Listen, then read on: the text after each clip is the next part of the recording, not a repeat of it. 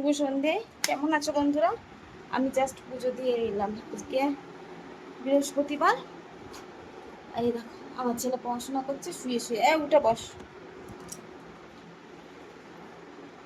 কারণ আজকে একটু আনন্দ আছে। কি আছে আজকে, কি হয়েছে ঘরে?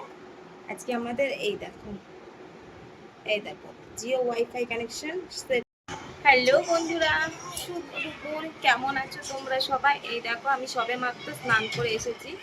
এখনো রান্না বাকি আছে। আর আমি এখন যেই বাড়িটায় ভাড়া এসেছি তার পাশেই হচ্ছে মাছ বাজার।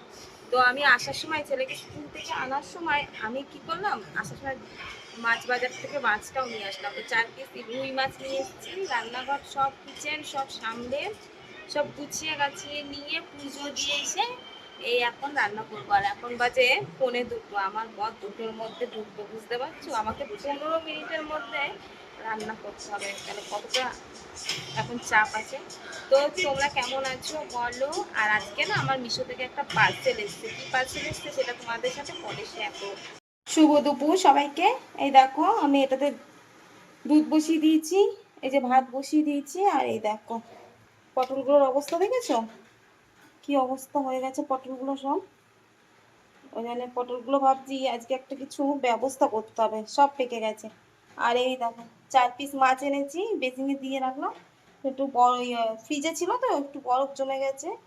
এটা বরফটা ছাড়লে তারপরে ধুয়ে বসাবো। আর এদিকে হোক রান্নাটা, তারপরে আসছি।